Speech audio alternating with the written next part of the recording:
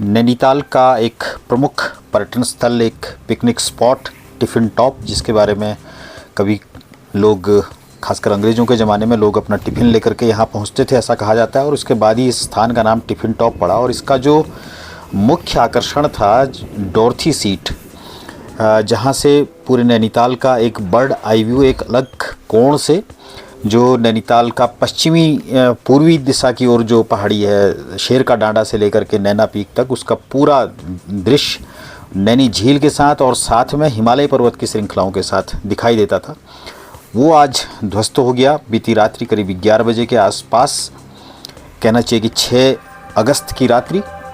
और उसके बाद किस तरह का नज़ारा है वो हम आपको एक बार फिर से हम आपको दिखाने जा रहे हैं। तो ये इस तरह से यहाँ पर ये चीज़ें हुई हैं।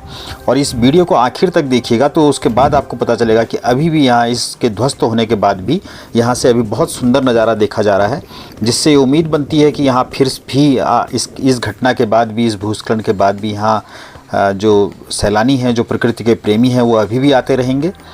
तो ये इस तरह का है। और ये भी आप जान लें कि जैसे हमने आपको टिफ़िन टॉप के बारे में बताया, तो इसी तरह से जो डॉर्थी सीट है, उसके बारे में यह है कि ये जो नाम है यहाँ का डॉर्थी, ये कर्नल केलेट थे, उनकी पत्नी थी डोरोथी केलेट।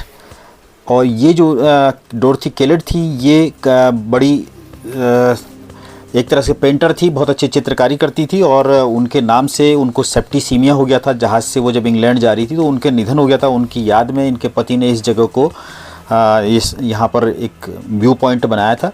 तो देखिए अभी भी नैनीताल का दृश्य यहाँ से कितना सुंदर, बहुत सुंदर दिखाई दे रहा है।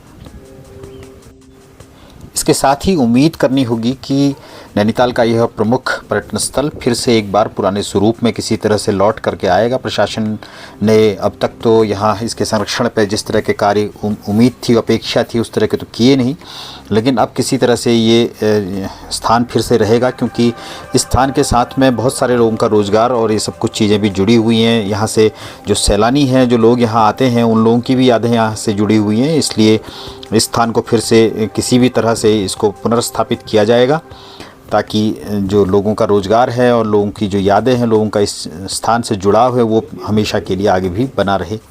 धन्यवाद।